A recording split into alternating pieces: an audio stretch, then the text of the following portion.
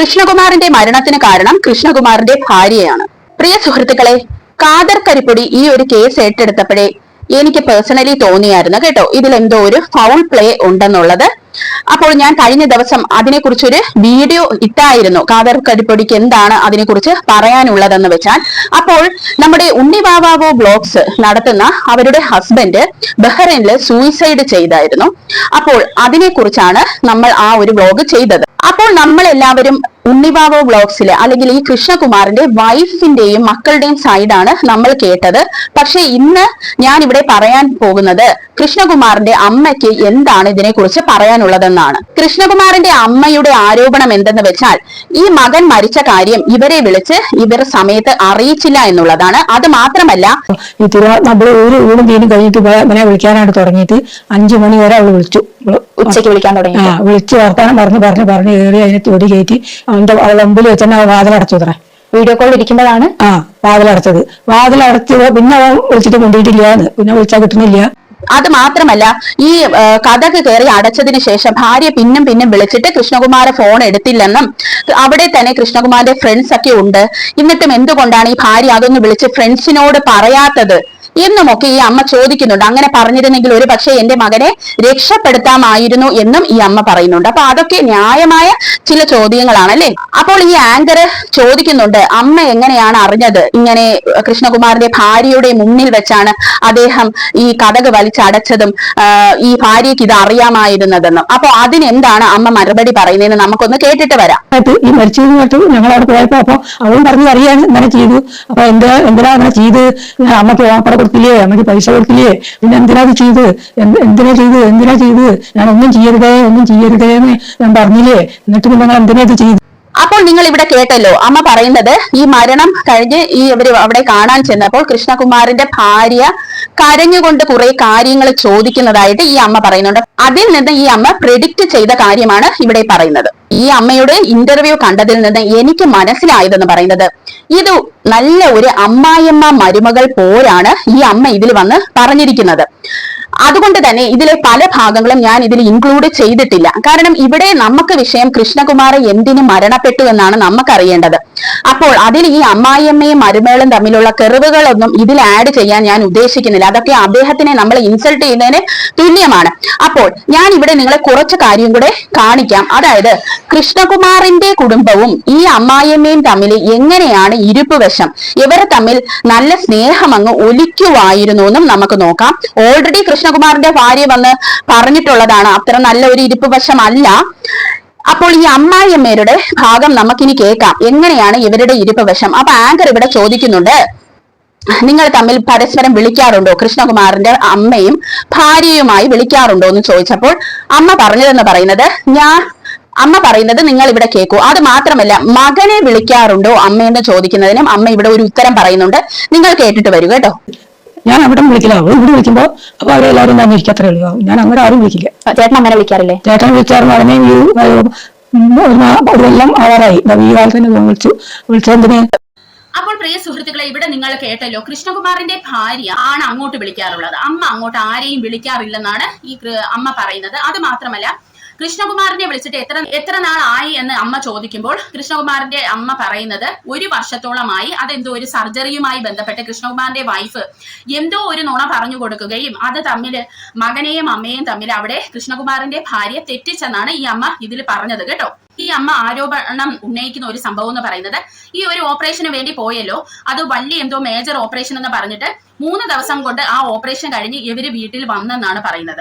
അപ്പോൾ അതെങ്ങനെയാണ് ആ 3 ദിവസം കൊണ്ട് ആ ഓപ്പറേഷൻ കഴിഞ്ഞത്, അത്ര മേജർ ഓപ്പറേഷൻ ആണെങ്കിലെന്ന്. അപ്പോൾ ഞാനൊരു നഴ്സാണ്, അങ്ങനെയൊക്കെ പെട്ടെന്ന് തീരുന്ന ഓപ്പറേഷനുകളൊക്കെ ഉണ്ട് എന്നാണ് ഞാൻ ഇവിടെ പറയാൻ ഉദ്ദേശിക്കുന്നത്. ഇപ്പൊ എന്റെ തന്നെ സിസേറിയൻ സെക്ഷൻ ആയിരുന്നു, അതും ഒരു മേജർ ഓപ്പറേഷൻ ആണ് അല്ലെ, മൈനർ അല്ല, മേജർ ഓപ്പറേഷനിൽ പെടുന്നതാണ്. സെക്കൻഡ് POD നിന്ന് ഡിസ്ചാർജ് ആയി വീട്ടിൽ വന്ന ആളാണ് ഞാനെന്ന് പറയുന്നത്. അപ്പോൾ ഒത്തിരി സർജറീസ് അങ്ങനെയുണ്ട് കേട്ടോ. ആദ്യത്തെ ദിവസം തന്നെ ചിലപ്പോൾ പോകാൻ പറ്റും, മേജർ ആയിരിക്കും, പക്ഷെ ആദ്യത്തെ ദിവസം പോകാൻ പറ്റും, രണ്ടാമത്തെ ദിവസം പോകാൻ പറ്റും, അങ്ങനെയൊന്നും ഇല്ല. ഇതൊരു പക്ക മരുമകളെ കുറിച്ച് കുറ്റം പറയുന്ന ഒരു അമ്മായിയമ്മയായിട്ടാണ് എനിക്ക് തോന്നിയത്. കാരണം ഇത് വളരെ തെറ്റാണ്. കാരണം തന്റെ മകൻ മരിച്ചു കിടക്കുമ്പോൾ അവർ തകർന്നിരിക്കുവാണ്. എന്തുമാത്രം അങ്ങോട്ടും ഇങ്ങോട്ടും കെർവുണ്ടെങ്കിലും ഈ സമയത്ത് വന്ന് ഇങ്ങനെയുള്ള ഒരു കാര്യം പറയുന്നത് വളരെ തെറ്റാണ്. അത് മാത്രമല്ല, ഞാൻ കഴിഞ്ഞ ദിവസമേ എന്റെ വീഡിയോയിൽ പറഞ്ഞായിരുന്നു, ഹസ്ബൻഡ് മരിച്ചു പോയാൽ പിന്നെ ഇവരുടെ ലൈഫ് ഇനിയിപ്പോ അങ്ങോട്ട് ഹെല്ലായിരിക്കുമെന്ന് ഞാൻ എന്റെ വീഡിയോയിൽ പ്രത്യേകിച്ച് പറഞ്ഞായിരുന്നു. ഈ കൃഷ്ണകുമാറിന്റെ ഭാര്യയുടെയും മക്കളുടെയും ലൈഫ് ഹെല്ലായിരിക്കും. അതും ഇവരൊരു സോഷ്യൽ മീഡിയ പേഴ്സൺ, യൂട്യൂബ് ഒക്കെ നടത്തുന്നതുകൊണ്ട് പിന്നെ പറയുകയും വേണ്ട, എല്ലാവരും കൂടെ എടുത്തിട്ട് അങ്ങ് അലക്കും. അപ്പോൾ സാധാരണക്കാർക്ക് തന്നെ സ്ത്രീകൾക്ക് ജീവിച്ചിരിക്കാൻ പറ്റാത്ത ഒരു അവസ്ഥയാണ്. ഹസ്ബൻഡ് മരിച്ചു പോയാൽ പിന്നെ കുറ്റം മൊത്തം ആ സ്ത്രീയുടെ മണ്ടയ്ക്കാണ്. അപ്പോൾ ഇവിടെയും അത് തന്നെ നടക്കുന്നത്. നമ്മൾ ഈ എരുതിയിൽ എണ്ണ ഒഴിക്കുന്നെന്ന് പറയില്ലേ, അതാണ് ഇവിടെ എനിക്ക് കാണാൻ കഴിഞ്ഞത്. ഇനി അടുത്ത ഒരു ആരോപണം പറയാം. അതായത് ഈ സ്ത്രീ കല്യാണം കഴിക്കുന്നത് 19ാമത്തെ വയസ്സിലാണ് കൃഷ്ണകുമാറിനെ. ആ സമയത്ത് 2 ദിവസം കഴിയുമ്പോൾ അമ്പലത്തിൽ പോകുന്ന ഒരു ചടങ്ങുണ്ടെന്നും ആ അമ്പലത്തിൽ നിന്ന് പോയിട്ട് തിരിച്ച് വീട്ടിലോട്ട് വരാതെ കൃഷ്ണകുമാറിനെയും വിളിച്ച് ഈ സ്ത്രീ, അതായത് കൃഷ്ണകുമാറിന്റെ ഭാര്യ, ഒരു മൂവി കാണാൻ പോയി. അത് കൃഷ്ണകുമാറിന് മൂവി കാണുന്നത് താല്പര്യമില്ലാത്തതാണ് തന്റെ മകന്. എന്നിട്ട് എവളാണ് വിളിച്ചോണ്ട് പോയത്. എന്നിട്ട് എവള് പറഞ്ഞു കൃഷ്ണകുമാറിനെ കാണണം, അതുകൊണ്ട് ചേട്ടനാണ് എന്നെ വിളിച്ചോണ്ട് പോയതെന്നുള്ള നുണ പറഞ്ഞെന്നാണ് പറയുന്നത്. അപ്പോൾ ഇതൊക്കെ കേൾക്കുമ്പോഴേ നിങ്ങൾക്ക് അറിയാം ഇതെങ്ങോട്ടാണ് ഇത് പോകുന്നത്. അതായത് മകൻ മരിച്ചതൊക്കെ ഇവിടെ മറന്നിട്ട് എല്ലാ കുറ്റങ്ങളാണ്, അതായത് അമ്മായിയമ്മയും മരുമോളും അങ്ങോട്ടും ഇങ്ങോട്ടും കുറ്റം പറച്ചിലാണ് നമുക്ക് കാണാൻ കഴിയുന്നത്. ഇവിടെ കൃഷ്ണകുമാറിന്റെ വൈഫ് വന്ന് ചെറിയ കാര്യങ്ങളൊക്കെ, ചില കാര്യങ്ങളൊക്കെ പറഞ്ഞിട്ടുണ്ട്. അതെന്ന് പറയുന്നത് അവരാണ് ഇതിൽ പ്രതി ചേർക്കപ്പെടുന്നത്. ഇപ്പം ആളുകൾ എല്ലാം കൂടെ അങ്ങനെയാണ് പറഞ്ഞുണ്ടാക്കുന്നത്. അപ്പൊ അവർക്ക് ചില ഭാഗങ്ങൾ ക്ലാരിഫൈ ചെയ്യേണ്ടത് അത്യാവശ്യമാണ്. അതുകൊണ്ടാണ് കുറച്ച് അവിടെ ഇവിടെയും തൊടാതെയൊക്കെ അവർ വന്ന് ഓരോ കാര്യങ്ങൾ പറയുന്നുണ്ടായിരുന്നു. പക്ഷെ ഇതെന്ന് പറയുന്നത് ഒട്ടും ശരിയായില്ല എന്നാണ് എനിക്ക് പറയാനുള്ളത്. പിന്നെ കൃഷ്ണകുമാറിന്റെ ഭാര്യക്ക് ചോറ് ഞാൻ കൊടുക്കൂലെന്ന് അവള് പറഞ്ഞു. അപ്പോൾ ഞാൻ ചോറൊക്കെ അവൾക്ക് വിളമ്പി കൊടുത്തു ആദ്യത്തെ 4-5 ദിവസം. പക്ഷെ അവള് ബാക്കി വെക്കുമായിരുന്നു. അതിനുശേഷം ഞാൻ പിന്നെ വിചാരിച്ചു അവൾ തനിയെ ആ ഫുഡ് എടുത്ത് കഴിക്കട്ടെന്ന്. അപ്പോൾ ഇവിടെ എനിക്ക് വേറൊരു കാര്യം പറയാനുള്ളത്, ഈ അമ്മ പറയുന്നുണ്ട് കൃഷ്ണകുമാർ മരിച്ചിട്ട് ഇവരെ ഇത് ഭാര്യ അറിയിച്ചില്ല സമയത്തെന്ന്. അപ്പോൾ ഇവിടെയും ഇത് തന്നെയാണ് നടന്നത്. കാരണം കൃഷ്ണകുമാറിന്റെ അമ്മയും ഭാര്യയുമുള്ള ഇരിപ്പ് വശം നമ്മളെല്ലാവരും ഇപ്പൊ കണ്ടുകൊണ്ടിരിക്കുവാണ്. അപ്പോൾ ഒരു ഭർത്താവ് മരിച്ച, അതായത് ഈ അമ്മയുടെ മകൻ മരിച്ചാൽ ബ്ലെയിം മൊത്തം ചെല്ലുന്നത് കൃഷ്ണകുമാറിന്റെ ഭാര്യയ്ക്കായിരിക്കുമെന്നുള്ള ബോധം ഈ ഭാര്യയ്ക്ക് എന്തായിരുന്നാലും കാണും. അപ്പോൾ ഉടൻ തന്നെ വിളിച്ച് അമ്മേ നിങ്ങളുടെ മകൻ മരിച്ചു എന്ന് പറഞ്ഞാൽ എന്തോന്ന് നീ ചെയ്തടി, എങ്ങനെ എന്റെ മകൻ മരിച്ചു എന്ന് ചോദിക്കുന്നതിന് ഈ ഭാര്യ എന്തുത്തരമാണ് അവിടെ കൊടുക്കുന്നത്? ഇപ്പൊ തന്നെ നിങ്ങൾ ആലോചിക്കണം, എന്റെ മകനെ ഇവളാണ് കൊണ്ടുപോയി കൊന്നത്, അല്ലെങ്കിൽ എന്റെ മകൻ മരിച്ചതില് ഇവക്ക് സന്തോഷമാണെന്ന് ഈ അമ്മ പറഞ്ഞിരിക്കുവാണ്. ആ ഒരു ക്ലിപ്പ് കൂടെ നമുക്ക് പഠിച്ചിട്ട് ഇത് മരിച്ചു എന്ന് കേട്ടപ്പോൾ അവൾക്ക് സമാധാനമായിരുന്നു. എന്നിട്ട് അപ്പോൾ ഇവിടെ ഞാൻ എന്താണ് നിങ്ങളെ പറഞ്ഞ് മനസ്സിലാക്കാൻ ഉദ്ദേശിച്ചതെന്ന് പറഞ്ഞാൽ, കൃഷ്ണകുമാറിന്റെ ഭാര്യ പറയുന്നു അവർക്ക് ഫുഡൊന്നും കിട്ടത്തില്ലായിരുന്നെന്ന് ഏതോ ഒരു ഇന്റർവ്യൂ പറഞ്ഞെന്നാണ്, ഏതോ ഒരു ഇതിൽ പറഞ്ഞെന്നാണ് ഈ അമ്മ പറയുന്നത്. അങ്ങനെയാണെങ്കിൽ ഈ അമ്മ എന്തുകൊണ്ടാണ് അപ്പോൾ ഫുഡ് കൊടുക്കാതിരുന്നത്? അതായത് കൊടുക്കുന്ന ഫുഡ് ബാക്കി വെക്കുമ്പോൾ ഈ അമ്മ വിചാരിക്കുന്നത് കൃഷ്ണകുമാറിന്റെ ഭാര്യയ്ക്ക് അമ്മ വിളമ്പി കൊടുക്കുന്നത് ഇഷ്ടപ്പെടുന്നില്ല എന്നുള്ള ഒരു ചിന്ത. അത് കാരണമാണ് ഈ അമ്മ ഫുഡ് വിളമ്പി കൊടുക്കുന്നത് നിർത്തിയെന്നാണ് അമ്മ പറഞ്ഞത്. ഇവിടെയും അത് തന്നെയാണ്. അതായത് ഭാര്യയ്ക്ക് നന്നായിട്ട് അറിയാം മകൻ എന്തെങ്കിലും സംഭവിച്ചു പോയാൽ ഇവരാരും എന്നെ വെറുതെ വിടാൻ പോകുന്നില്ല എന്നുള്ളത്. എല്ലാ പഴിയും എന്റെ മണ്ടയ്ക്കാകും എന്ന് അറിയാവുന്നത് കൊണ്ടാണ്. അപ്പോൾ എന്താണ് അവരവിടെ ഒരു എക്സ്പ്ലനേഷൻ കൊടുക്കേണ്ടി വരുന്നത്?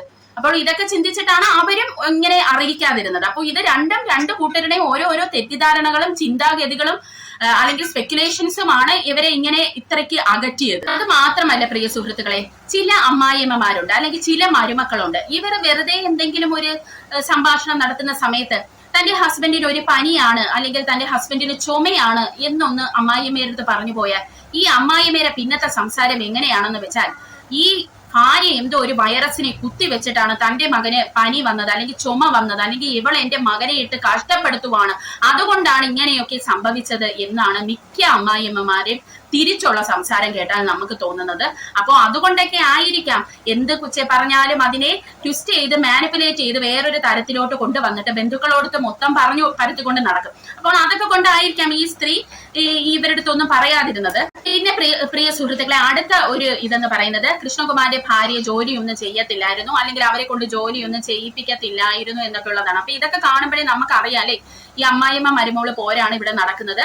അത് മാത്രമല്ല ഇവരൊരു വീട് വെച്ചായിരുന്നു. ആ വീടെന്ന് പറയുന്നത് കൃഷ്ണകുമാറിന്റെ പൈസക്കാണ് വെച്ചത്. വീട് വെച്ചായിരുന്നു, അത് ലോൺ എന്നാണ് കൃഷ്ണകുമാറിന്റെ വൈഫ് പറഞ്ഞത്. പക്ഷെ അതിൽ ലോണൊന്നും ഇല്ലെന്നാണ് ഈ അമ്മ പറയുന്നത്. അത് മാത്രമല്ല മക്കള് അച്ഛൻ ഒരു പ്രസന്റ് ആയിട്ട് കാറ് കൊടുത്തായിരുന്നു. അപ്പോൾ ആ കാറും കൃഷ്ണകുമാറിന്റെ പണമാണ്, അല്ലാതെ മക്കൾക്ക് എവിടെയാ പണം, അവർ കുറച്ച് നാളല്ലേ ആയുള്ളൂ യൂട്യൂബ് ചാനൽ തുടങ്ങിയിട്ട് എന്നൊക്കെയാണ് ഈ അമ്മ ചോദിക്കുന്നത്. അപ്പോൾ ഇവിടെ എനിക്ക് കൂടുതലൊന്നും പറയാനില്ല. കാരണം സ്വന്തം മകൻ മരിച്ച് കിടന്നിട്ട്, അല്ലെങ്കിൽ കൃഷ്ണകുമാർ എന്ന് പറയുന്ന ഈ ഒരു വ്യക്തി മരിച്ചു കിടക്കുമ്പോൾ അവിടെ വന്നിട്ട് വീണ്ടും അദ്ദേഹത്തിന്റെ ഭാര്യയും മക്കളെ വീണ്ടും ഇങ്ങനെ വലിച്ചു കീറാനായിട്ട് എറിഞ്ഞു കൊടുക്കുന്നവർക്ക് വേണ്ടി സംസാരിക്കാനൊന്നും എനിക്ക് 1% പോലും താല്പര്യമില്ല. ഇവിടെ എനിക്ക് പറയാനുള്ളതെന്ന് പറയുന്നത്, നമ്മുടെ ഖാദർ കരിപ്പൊടി പറഞ്ഞ പോലെ തന്നെ ഇതിന്റെ സത്യം പുറത്തു വരണം. അത് മാത്രമല്ല, നിങ്ങൾ ആലോചിക്കണം, ഇദ്ദേഹം മരിച്ചിട്ട് ഈ ബോത്ത് സൈഡ്സും പോലീസ് സ്റ്റേഷനിൽ ഒരു കേസ് പോലും കൊടുക്കാൻ തയ്യാറായിട്ടില്ല. അപ്പോൾ ഇവിടെ ആരാണ് ഉപ്പ് തിന്നതെന്ന് വെച്ചാൽ അവർ വെള്ളം കുടിക്കട്ടെ, അല്ലെ? കൃഷ്ണകുമാറിന്റെ ഭാര്യയാണ് ഉപ്പ് തിന്നതെങ്കിൽ അവര് വെള്ളം കുടിക്കട്ടെ, ഇനി ഇവരുടെ വീട്ടുകാരാണെങ്കിൽ അങ്ങനെ വെള്ളം കുടിക്കട്ടെ. ഇവിടെ എനിക്ക് ഒരേ ഒരു കാര്യമേ പറയാനുള്ളൂ. ഭാര്യയും ഭർത്താവും തമ്മിലുള്ള വഴക്കുകളിൽ ഈ ബന്ധുക്കളൊക്കെ ഇടപെടുന്നത് വളരെ വൃത്തികെട്ട ഒരു പരിപാടിയാണ്. അവരെന്തെങ്കിലും ആയിക്കൊണ്ട് പോട്ടെ എന്നങ്ങ് വിചാരിക്കണം. അല്ലാതെ ഇങ്ങനെ അവരുടെ ഇടയിൽ ഇങ്ങനെ കുശുമ്പും കുന്നായ്മയും കുത്തിക്കയറ്റുന്നത് നല്ലതല്ല. പിന്നെ വേറൊരു പ്രശ്നം എന്ന് പറയുന്നത്, ഇവിടെ നിങ്ങൾ ചിന്തിച്ചോളണം, ഈ കൃഷ്ണകുമാറിന് ഒരു സാഡിസ്റ്റ് മെന്റാലിറ്റി ഉണ്ടെന്നും എനിക്ക് തോന്നിയിട്ടുണ്ട്. കാരണം നിങ്ങൾ കഴിഞ്ഞ ദിവസം തന്നെ അദ്ദേഹത്തിന്റെ വൈഫ് പറഞ്ഞു, ഇദ്ദേഹം തൂങ്ങാൻ കയറിയപ്പോൾ ഒരു മെസ്സേജ് വരികയും ആ മെസ്സേജില് തനിക്ക് സിംഗപ്പൂരിലേക്കുള്ള ഒരു ജോലിയാണ് എന്ന് കണ്ടപ്പോൾ കൃഷ്ണകുമാർ പിന്നെ ആ കയറ് തൂങ്ങുന്നതിൽ നിന്ന് മാറി. അതായത് കയറൊക്കെ കെട്ടി പുള്ളി കഴുത്തിൽ എന്തോ ഇട്ടു, എന്നിട്ട് അതെന്ന് പിന്നെ അദ്ദേഹം ആ മെസ്സേജ് കണ്ടതുകൊണ്ടാണ് പിന്നെ തൂങ്ങാതെ ഇരുന്നതെന്ന്. ഇതെന്ന് എനിക്ക് മനസ്സിലായത് കൃഷ്ണകുമാറിന് ഒരു സാഡിസ്റ്റ് മെന്റാലിറ്റിയാണ്. അതായത് ചില പുരുഷന്മാർക്ക് ഇങ്ങനെ ഒരു സ്വഭാവമുണ്ട്. തന്റെ ഭാര്യ സന്തോഷിച്ച് ഇരിക്കുന്നത്, അല്ലെങ്കിൽ മക്കൾ എല്ലാവരും കൂടെ സന്തോഷിച്ചിരിക്കുന്നത് പിടിക്കാത്ത ചില പുരുഷന്മാരുണ്ട്. ഇവിടെ തന്നെ നിങ്ങൾക്കറിയാം, ഈ ഒരു ഓണ ദിവസം ഇദ്ദേഹം വിളിച്ച് ഇവരുടെ അടുത്തൊക്കെ സംസാരിച്ചു. അത് കഴിഞ്ഞിട്ട് ഈ അമ്മ തന്നെ പറയുന്നുണ്ട്, കുറെ പ്രാവശ്യം അമ്മ ഈ വൈഫും കൃഷ്ണകുമാറിനൊക്കെ കുറെ നേരം സംസാരിച്ചിരുന്നു എന്ന്. അപ്പോൾ അവരുടെ എന്തോ ഒരു പ്രശ്നം ഉണ്ടായെന്നൊക്കെയാണ് ഈ അമ്മ പറയുന്നത് കേട്ടോ. കുറെ ഒന്നും വ്യക്തമല്ല, അതുകൊണ്ടാണ് ഞാൻ ഇതിൽ അത് ഇടാത്തത്. അപ്പോൾ നിങ്ങൾക്ക് തന്നെ അറിയാം, ഒരു സന്തോഷത്തിനിടെ അവിടെ ഒരു പ്രശ്നം കൊണ്ടുവരുവാണ്. മനസ്സിലായോ? അതുപോലെ തന്നെ ഭാര്യനെ ഇങ്ങനെ മെന്റലി അല്ലെങ്കിൽ സെന്റിമെന്റ്സിൽ കൂടി കയ്യിലെടുക്കാൻ നോക്കുന്നു. അല്ലെങ്കിൽ അവരൊന്ന് സന്തോഷിക്കുമ്പോൾ ഇങ്ങനെയുള്ള, അതായത് തൂങ്ങാൻ കയറുന്നു, ഞാൻ ചത്തുകളയും, ഇങ്ങനെയൊക്കെ എന്ന് പറഞ്ഞിട്ട് ഇങ്ങനെയുള്ള ഒരു സാഡിസ്റ്റ് മെന്റാലിറ്റി പുരുഷന്മാരെ നിങ്ങൾക്ക് അറിയാമായിരിക്കും. അപ്പോൾ എനിക്ക് തോന്നുന്നു ഇദ്ദേഹവും അങ്ങനെ ഒരു ക്യാരക്ടറാണ്. ഭാര്യയുടെ മക്കളുടെ സ്നേഹമൊക്കെ ഉണ്ട്, പക്ഷെ അവർ സന്തോഷിക്കുന്നതിലൊക്കെ ഇദ്ദേഹത്തിന് അത്ര കണ്ടങ്ങ് ഇഷ്ടമല്ലെന്ന് തോന്നുന്നു. പ്രത്യേകിച്ച് ഈ ഭാര്യ സന്തോഷിക്കുന്നതിനോട് വലിയ താല്പര്യമില്ല. അതുകൊണ്ട് തന്നെ അവരെ ഇങ്ങനെ മാനസികമായി ഇങ്ങനെയുള്ള കാര്യങ്ങൾ പറഞ്ഞ് വിഷമിപ്പിക്കുക എന്നുള്ളത് ഇദ്ദേഹത്തിന്റെ ഒരു ഹോബി ആയിട്ടാണ് എനിക്ക് ഫീൽ ചെയ്യുന്നത് കേട്ടോ. അല്ലെങ്കിൽ പിന്നെ തിരുവോണ ദിവസം വിളിച്ചിട്ട് ഒരു വഴക്കിന്റെ ആവശ്യം അവിടെ ഇല്ലല്ലോ. എന്താണെന്ന് അറിയില്ല പ്രിയ സുഹൃത്തുക്കളെ. എന്തായിരുന്നാലും ഉപ്പ് തിന്നവൻ വെള്ളം കുടിക്കട്ടെ. ഈ രണ്ടുപേരും കൂടെ അങ്ങോട്ടും ഇങ്ങോട്ടും ചെളി വാരി തേക്കാതെ ഇതിന് ഒരു നീക്കുപോക്ക് ഉണ്ടാക്കുകയാണ് ആദ്യം വേണ്ടത് കേട്ടോ. പിന്നെ കൃഷ്ണകുമാറിന്റെ ഭാര്യയുടെ അടുത്ത് എനിക്ക് പറയാനുള്ളത്, നിങ്ങൾ ഒറ്റയ്ക്കാണ് ജീവിക്കുന്നത്, നിങ്ങൾക്ക് ആരും സപ്പോർട്ട് ഇല്ലെന്ന് നിങ്ങൾക്ക് തന്നെ ഇപ്പൊ അറിയാം. അതായത് ഭർത്താവിന്റെ വീട്ടുകാരൊന്നും സപ്പോർട്ടില്ല. അപ്പോൾ നിങ്ങളുടെ ഉത്തരവാദിത്തമാണ്. തന്റെ പ്രശ്നം കൊണ്ടല്ല തന്റെ ഭർത്താവ് മരിച്ചതെന്ന് തെളിയിക്കേണ്ടത് നിങ്ങളുടെ ഉത്തരവാദിത്തമായിരുന്നു. എന്നിട്ട് നിങ്ങൾ എന്തുകൊണ്ടാണ് ഇത് പോയി കേസ് കൊടുക്കാതിരുന്നത്? നിങ്ങളെ കണ്ടിട്ട് നിങ്ങൾ വീട്ടിൽ കുത്തിയിരിക്കുന്ന ഒരു സ്ത്രീ ആയിട്ടൊന്നും എനിക്ക് തോന്നുന്നില്ല. നിങ്ങൾ നല്ല ആക്റ്റീവാണ്, വെളിയിൽ പോയൊക്കെ നല്ല പരിചയമുള്ള വ്യക്തിയാണ്. അപ്പോൾ ഒരു പോലീസ് സ്റ്റേഷനിൽ പോയി തന്റെ ഭർത്താവ് ഇങ്ങനെ മരിച്ചു പോയി, അപ്പോൾ എനിക്ക് അതിന്റെ സത്യാവസ്ഥ അറിയണമെന്നും പറഞ്ഞ് ആദ്യം കേസ് കൊടുക്കേണ്ടത് നിങ്ങളായിരുന്നു എന്നാണ് എന്റെ ഒരു അഭിപ്രായം കേട്ടോ. ഇനി ആ വിഷമത്തിലൊക്കെ അവിടെ ഇരുന്നതായിരിക്കും, കരഞ്ഞു വിളിച്ചൊക്കെ ഇരുന്നതായിരിക്കും. പിന്നെ ഒരു പോലീസുകാരൻ അവരെ സഹായിക്കാനും ഉണ്ടായിരുന്നു. അപ്പൊ അദ്ദേഹം വേണ്ട കാര്യങ്ങൾ ചെയ്യുമെന്ന് ഇവർ വിചാരിച്ചും കാണും. ഇനി അങ്ങനെ വിചാരിച്ചിട്ട് കാര്യമില്ല. നിങ്ങളുടെ ഭർത്താവ് മരിച്ചത് അറിയേണ്ടത് നിങ്ങളുടെ ആവശ്യമാണ്. അല്ലെങ്കിൽ അത് നിങ്ങളുടെ ഭർത്താവിന്റെ വീട്ടുകാരെ അത് എന്തുകൊണ്ടാണ് അവരുടെ മകൻ മരിച്ചതെന്ന് തെളിയിക്കേണ്ടത് അവരെക്കാളും കൂടുതൽ ആവശ്യം ഇപ്പൊ നിങ്ങൾക്കാണ് വന്നിരിക്കുന്നത്. പിന്നെ ഒരു കാര്യം കൂടെ ഞാൻ പറയട്ടെ, ഇനിയിപ്പോൾ ഇതുപോലുള്ള ഒത്തിരി ആരോപണങ്ങൾ വരും. നിങ്ങൾ കേട്ട് പണ്ടാരമടക്കം ഇതിനൊന്നും ചെവി കൊടുക്കാത്തതായിരിക്കും ഏറ്റവും നല്ല കാര്യം. അന്വേഷണം അതിന്റെ വഴിക്ക് പോകട്ടെ. എന്തായിരുന്നാലും ഭാര്യയും ഭർത്താവും തമ്മിൽ വഴക്ക് കൂടി, അല്ലെങ്കിൽ ഭാര്യയും ഭർത്താവിനെയും തമ്മിൽ പിരിക്കുന്നത് ബന്ധുക്കളാണെന്നൊന്നും പറഞ്ഞിട്ടും കാര്യമില്ല. കാരണം കെട്ടുന്നതും കൂടെ ജീവിക്കുന്നത് ഇവര് രണ്ടുപേരുമാണ്.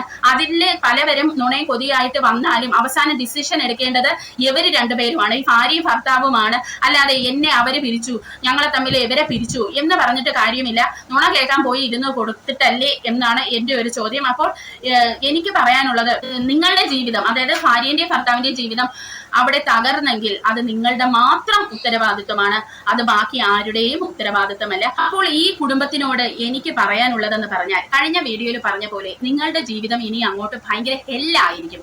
അത് ഹെല്ലാവണ്ട എന്നുണ്ടെങ്കിൽ നിങ്ങൾ തന്നെ ചിന്തിക്കണം, നിങ്ങൾ തന്നെ അതിനനുസരിച്ച് പ്രവർത്തിക്കണം. കാരണം ആളുകൾ ഇങ്ങനെ പറഞ്ഞുകൊണ്ടേയിരിക്കും, പല പല ആരോപണങ്ങൾ വരും. ഇതൊന്നും ചെവി കൊടുക്കാത്തതായിരിക്കും ഏറ്റവും നല്ലത്. കരയാനായിട്ടിരുന്ന അതിനെ സമയം കാണത്തുള്ളൂ. കരയാനൊന്നും ഇനി സമയമില്ല. ഞാൻ പറഞ്ഞു, മനസ്സ് കല്ലാക്കി തന്നെ വെക്കണം. ഇങ്ങനെ പലരും വരും എരുതിയിൽ എണ്ണ ഒഴിക്കാൻ, അല്ലെങ്കിൽ വീണ്ടും വീണ്ടും നമ്മുടെ നെഞ്ചിലോട്ടിട്ട് കുത്തി അങ്ങോട്ട് ഇറക്കും. അപ്പോൾ കൃഷ്ണകുമാറിന്റെ കയറി തൂങ്ങാൻ തോന്നിയത് കൃഷ്ണകുമാറിന്റെ ഒരു പ്രശ്നമാണ്. പിന്നെ ഇതിലൊരു പ്രശ്നം എന്ന് പറയുന്നത്, ഇപ്പോൾ ഭാര്യ ഭർത്താവ് ബന്ധത്തിൽ പ്രത്യേകിച്ച് ഒരു കാര്യമൊന്നും കാണൂല. ഈഗോ കാരണം പോയി ഒരാള് അങ്ങ് മരിച്ചു കളയും. അങ്ങനെയൊക്കെ കുറെ സംഭവങ്ങളുണ്ട്. അതിലൊന്നും ഇവരെ എന്തെങ്കിലും പറഞ്ഞിട്ട് കാര്യമുണ്ടെന്ന് എനിക്ക് തോന്നില്ല. ആ സ്ത്രീ വന്നിരുന്ന കരയുന്ന കണ്ടാൽ അഭിനയിക്കുന്നൊന്നും പറയാൻ ഒരിക്കലും പറ്റത്തില്ല. അവര് വളരെ ആത്മാർത്ഥമായി തന്നെയാണ് അവരെ വിഷമങ്ങള് പറഞ്ഞത്. അതുകൊണ്ട് എനിക്ക് അവരെ കുറ്റം പറയാൻ കുറച്ച് ബുദ്ധിമുട്ടാണ്. പിന്നെ കുറച്ച് പേരൊക്കെ എനിക്ക് വന്ന് കമന്റ് ചെയ്തു, അവർ കുറച്ച് ഓവർ ആയിരുന്നു, അവർ ഭയങ്കര ലാവിഷായിട്ട് എങ്ങോട്ട് ഇതായിട്ട് നടന്നു, അതായത് കൃഷ്ണകുമാറിന്റെ പൈസയെല്ലാം ഇവര് ദൂർത്തടിക്കുമായിരുന്നെന്നും ഈ അമ്മ ഇതിൽ പറയുന്നുണ്ട് കേട്ടോ. അപ്പോൾ ഇതിലൊക്കെ എനിക്ക് പറയാനുള്ളത്, അത് ഭാര്യയുടെയും ഭർത്താവിന്റെയും കാര്യമാണ്. കൃഷ്ണകുമാറിന് അതിന് പ്രശ്നമില്ലെങ്കിൽ നിങ്ങൾക്ക് എന്ത് പ്രശ്നമാണ് പ്രിയ സുഹൃത്തുക്കളെ ഉള്ളത്? അതാണ് എനിക്ക് ചോദിക്കാനുള്ളത്. അപ്പോൾ നമ്മൾ ഒരു സ്ത്രീ എന്നുള്ള നിലയിൽ ആ കുടുംബത്തിനെ സപ്പോർട്ടാണ് ചെയ്യേണ്ടത്. ആരാണ് തെറ്റ് ചെയ്തതെന്ന് വെച്ചാൽ അവര് തന്നെ വെള്ളം കുടിക്കട്ടെ. അപ്പോൾ നമുക്ക് അടുത്തൊരു വീഡിയോയിൽ